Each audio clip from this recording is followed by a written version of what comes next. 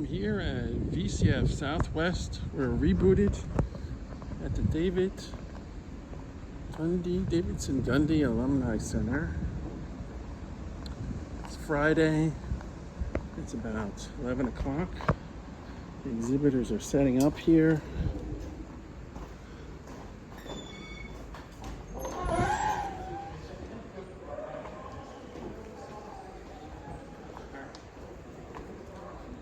The free table. Everybody likes the free table. Always something there for everybody.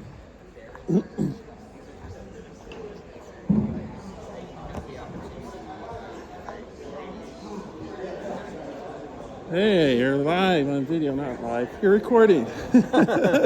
I'm alive. How's it going? Going well. I Raining no sooner than I jets? took the top off the box, sold 2 of my kits. Oh, These are the wow. show kits, the 8031 based computer. Wow, wonderful. Easy to solder together. All the parts are there, including the AC adapter and the TTL to RS2, USB to TTL serial adapter. So you just plug it into your laptop, run TerraTerm, free download, and you're communicating with it. This is Raymond Jett. He's one of the organizers here at VCF Southwest. I run arcadecomponents.com, and I'm on the board of directors for the Vintage Computer Collective of North Texas, which is the nonprofit that is putting on VCF Southwest. Yeah, it's wonderful. Here's a quick view of everybody here. Everybody's setting up. We're opening up at 2 o'clock. We still have seats, almost 11 o'clock there. It looks like a very nice venue here. Look forward to seeing everyone. I get to see some familiar faces and new faces here. And thank you for helping to set this up. This is great. The venue is high tech. It's great. We've got systems that are presenting on the different walls, showing the schedules that are going on. We've got workshops listed up there. We're playing vintage commercials. Wow. That's pretty cool. All right, well, I'm going to look around here. Thank you. Thank you.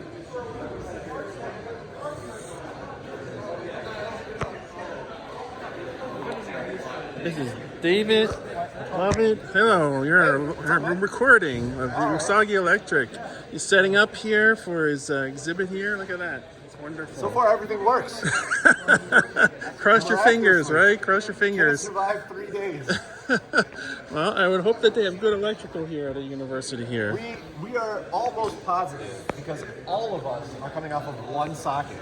We are definitely going to pop a breaker. Oh. Still waiting on We are excited about it. Yeah. I can't wait until we dump a breaker. I just hope it doesn't happen when that thing spun up because I've never tested the emergency retract on it.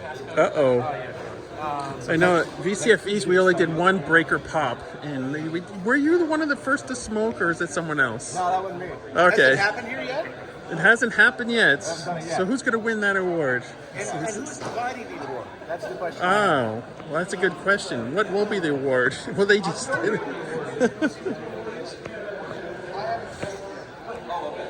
traditional VCF Midwest First to Smoke Award, I'm providing it, courtesy Forgotten Machines. Oh, that's pretty awesome. All So right, we wait for we got to first be on the smoke. lookout.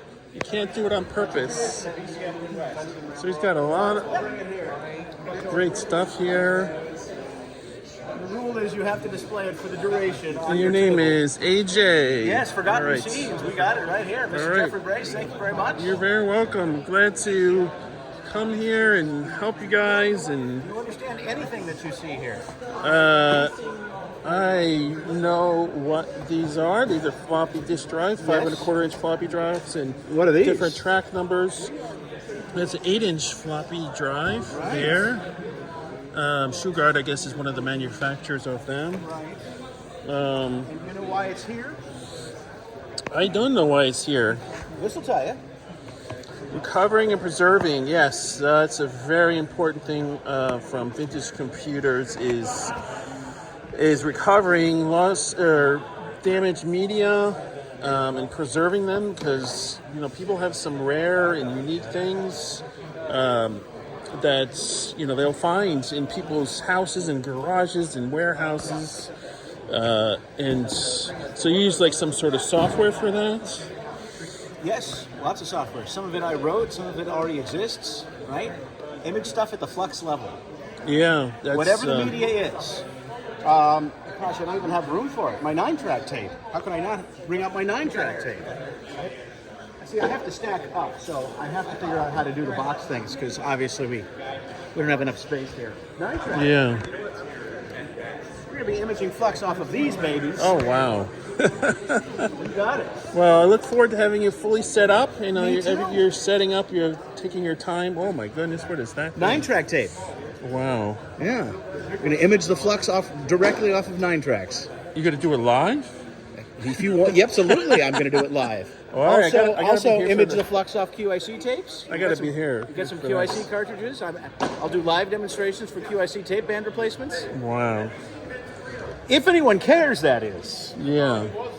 This is pretty cool. I love these older computers with all the different colored keyboards and keys. All right. Well, thank you, AJ. I'm going to take a look around. This is Thomas Cherry Holmes set up here.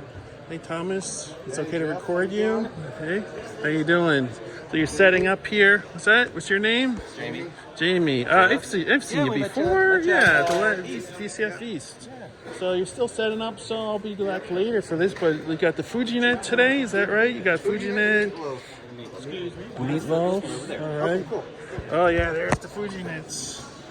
Got one, the Plus 4, got one for the Atari 130XE, got one for the Apple IIc Plus, oh, and my favorite, Commodore 64. All right, gotta look at that later, that's really nice, that's wonderful. All right. Here's a little trick. I'm going to show you full life up there. Anywhere you see one of those black plates, big, huge, instead of 64s, they've got what combination. We got a Commodore pet here.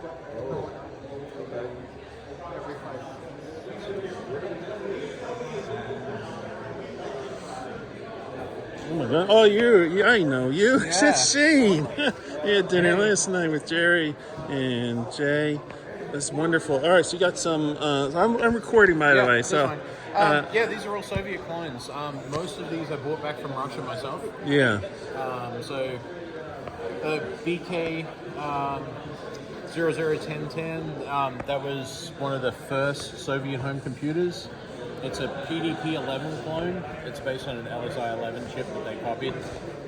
So Wow, they just like to copy everything, don't this they? is a Russian homebrew computer that was published in the early Russian ham radio magazines. Yeah.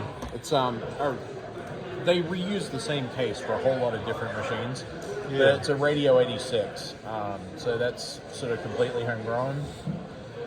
This is a POSIX or a Search, and that's an XT clone. And that's just a video converter Very for it. nice. Very nice. This is also an XT clone. That's the motherboard that's in that. That one works, so this is another motherboard I've got. But that's a Soviet copy of an 8086 chip. It's just, This one here? yep, pin for pin compatible. Wow. So, Very cool. this is another, it was used in classrooms, but it's another PDP-11 clone. And then this is a MSX2 that was actually made by Yamaha, but it was commissioned for Russian schools. So they had a special network module in them. Yeah. They had a teacher's workstation that had the discs, and then they had these student workstations that hung off it. So It's for schools because they wanted to make it cheap and Yeah. easy to use. And this was at the very end. So this was in the Gorbachev era at the very end. So they could start to import these and not have their homegrown copies anymore. Spectrum clone. Oh, we've seen a different one than that one. Yeah, there was a Wow. whole bunch of Spectrum clones. There's like an infinite number of Soviet Spectrum clones that are all homebrew. Yeah. Australian Micro B, which is completely different from the Soviet stuff, except the Australians sent some of those to Soviet schools. So, Oh. I guess it's relatively close by. Yeah, Well, it just depends on which part of the Soviet Union. But is that a Donald Duck? yeah, a copy of Donald Duck. Disney copyright infringement. Slap. Oh my goodness. So, That's interesting. It's all in Russian, and I don't understand a word of Russian. Well, interesting. Well, thank you, Shane. This looks pretty cool. Gonna take a look around They'll be here. running later once my monitor stands show up. Yeah.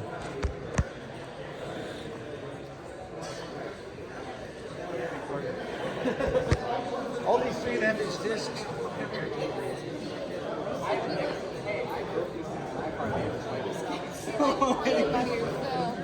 I'm trying to install everything today so I can restart my computer. Everything here.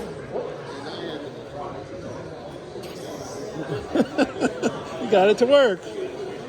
It was trouble. It was a sort of iffy to get that booting. Yeah, I was like, it's not turning on. I don't see nothing. There's sort of that in-between time of pressing the button, power button, and waiting for it to say, yes, I'm alive. Starting up. Honestly, I have not. This is the first time I've powered it up. Is this you? Yeah, that's me. Jeremy Beckles. All right, so what is your exhibit here? Well, Okay. to be honest, I didn't have time or money to get an exhibit going. So what do you got? You got lots of boards here. That's pretty much all network cards for PC. Wow, nice. Some PCI, some 8-bit ISO, the majority 16-bit. Very nice. You got a very big mug there. Look at that. Oh, that's a coffee or something. Yeah, I was about to pour my Dr. Pepper. All right. I'm Jeff Brace from showrunner for VCF East. I'm just visiting here. I get to actually enjoy the show instead of having to do all that hard work. Welcome to the state I grew up in. So I'm glad to enjoy a show and see how they're doing it, and happy that they pulled it out of the ashes. And She lives. She lives. She lives.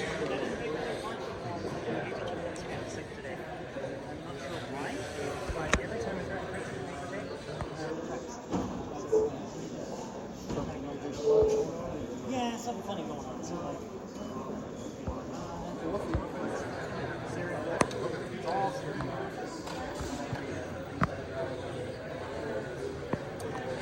Oh, nibbles and bites. yep, you can take a business card, feel free. Yeah. You know, so what you got here going on? What's going on? Well, this is a business card program that you can actually type in at the 128's monitor.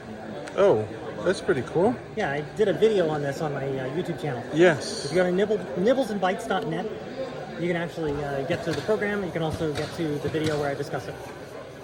Very nice. And it's just a few bytes actually. So like I'm going to say it's less than a page. It goes down to F1344, so it's about halfway through the page. Very nice. Yeah, and there's not a lot of things people write for the 128s. Yep. Sort of like an almost orphan computer in some ways. Yep. Got some books here. The mapping is Commodore 128s. Got a Heathkit running too. Yep. It does work. I'm having trouble with it. It was actually going to run a VCF specific program.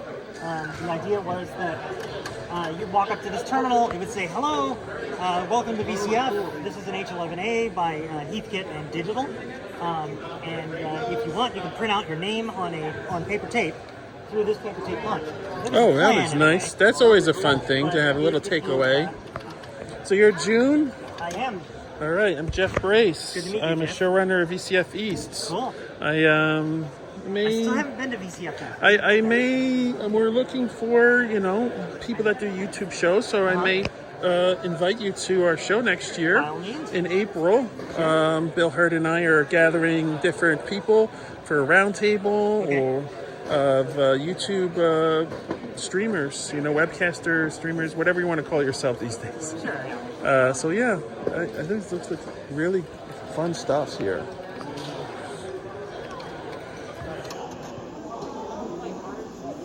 Yeah, there's a lot of people that love the Heathkit stuff.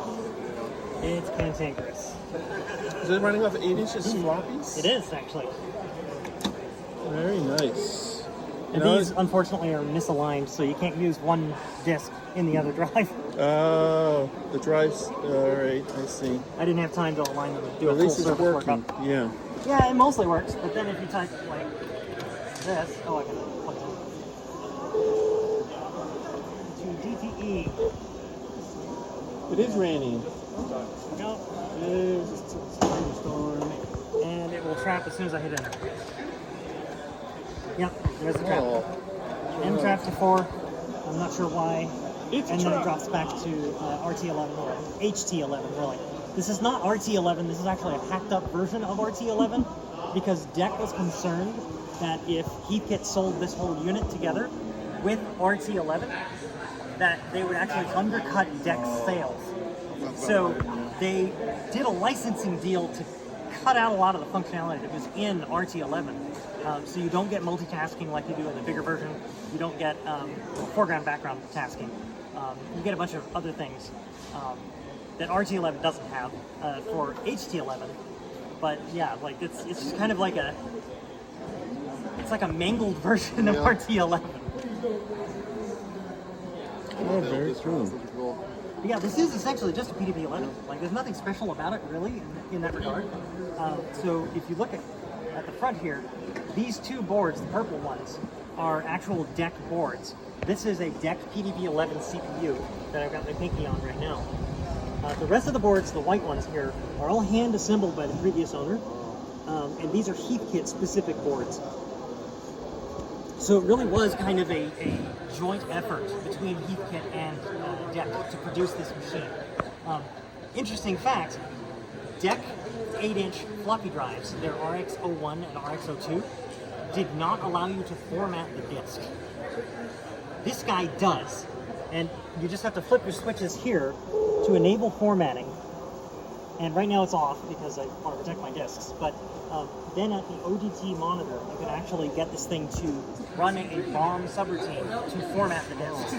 Yeah. So it was really common, well not really common, but it was a thing to buy the Heathkit H11A for most of your business needs at the time because you could actually make more disks. You didn't have to pay the exorbitant prices for all this stuff. And it is a PDB-11.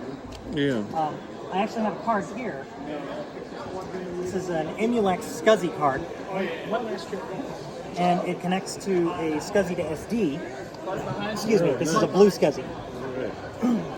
And that will actually boot RT11. I actually have RT11 on that right now. And in fact, I may just swap all of this out and just start booting that instead. Nice. Well, you still got some work to do, so I'll leave you to go at that, and I'll stop by later. Sure. Nice to meet you. Good to meet you too. We got Sean here. Troubleshooting from Action Retro. It's, what's this called? Windows or something? I don't really understand how to say Oh, is it D-O-Z-E? Yes. Windows, maybe? Windows? It does. Usually does, but sometimes it does. Win doesn't seem to connect to this network. Does so- NT. You know, does or doesn't.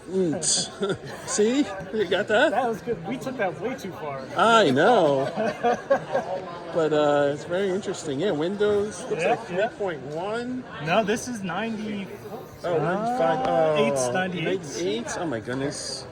I'm getting old. Yeah. I start to forget these things. Windows 98. Oh, is it using that to control it? It's my Toshiba Libretto 50 CT. Very interesting. Yeah. Oh, that seems familiar. Totally normal computing. Yes. Very interesting.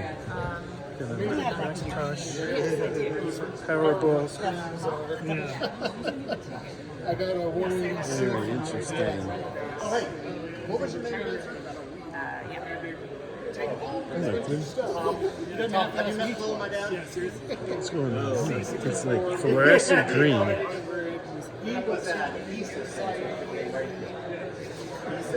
He's keeping the power on. Oh no! Did I break it? No, you're fine. We've been having technical difficulties with this guy. You went askew. Did it go to plaid? Oh my goodness, it's Load Runner. Yeah. 2C, right? Yes. Oh my goodness, I gotta come back and play that. Macintosh Librarian. Yeah, it's my YouTube channel. Oh, very nice. It's okay to record you? Not right now. I'm a Okay. little. I'm trying to get. I don't have my badge, All yet, right. so I need to go get it. All right, I'll be back later. How you doing? Hey. This has been my obsession for a while. It's the 701C Butterfly laptop. Oh, nice. And, Oh, the butterfly, why is it butterfly? Because it, look at the keyboard. oh, because it comes in and out. I see, it slides out. Yes. Yeah. I've heard of that. That's interesting. There's one of those in the Museum of Modern Art. And I rebuilt the battery case. So this guy's an original battery case. Yeah. And this one's mine. It's a 3D resin print, new label, new cells, new controller chip. I cloned the original ID chip from IBM. So now, this guy can power your 701C. And the process applies to lots of batteries from the early kind of 90s ThinkPad era. Yeah. But, this is the one I wanted to do first. Yeah, definitely batteries is always an issue. It's just, Yeah. the power supplies and the cords Big time. to get these things working. Well, that'd be wonderful. Yeah. Well, that's a good idea. I know that people are doing a lot of different things with SD cards and networking, but this is also an awesome idea to get to these batteries working, because you often will try to get ones that are from people who have bought used, but Yeah. they're aging. So Yeah, and people just kind of say, oh, well, plug it in, it's fine. But, I mean, you really want to experience it the way that it was expected, right? yeah. So even with these small cells, this has the same amount of runtime as when this thing was new. So that has 6 AAA NiCad batteries, right? 9, Or they're it's nickel metal 9, I didn't hydride. count. Oh, nickel metal hydride, yeah. So a little bit more That's stable than interesting. NiCad. Yep. But chemically similar. So the battery management chip recognizes it as a NiCad. Charge is great. Battery status works great. Oh, yeah, a little video there Yep. That's showing how you the assemble it. whole cloning process of batteries, case, disassembling the PCB, or reverse engineering the battery chips, all of it. This is an early prototype on my filament printer, and then these are the Well, it's 3D printed case. Yep. Yes. and this is too. This is a Oh. resin printed case, Wow. but looks exactly like the original. Yeah, it does. And everything's open source. The only reason I sell these is if somebody doesn't have a programmer and they don't want to program their own ICs.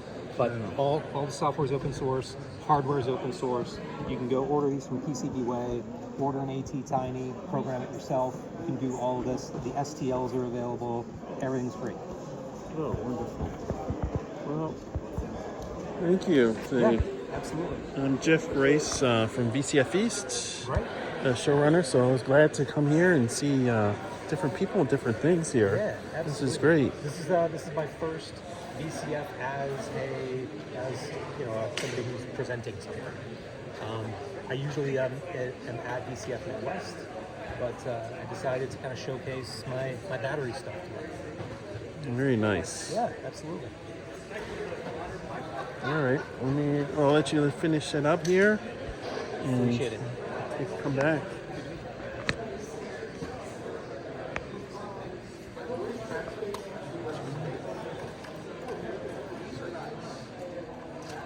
That phone, about space over it, but it didn't get rid of it.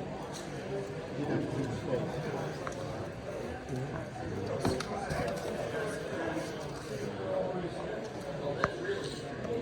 Commodore Users Group. Well, that's my favorite type of people.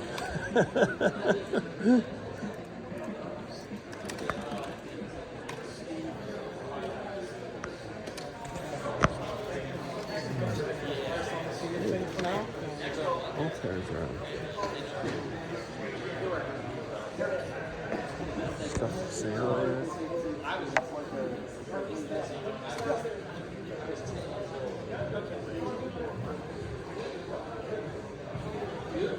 Cool stuff.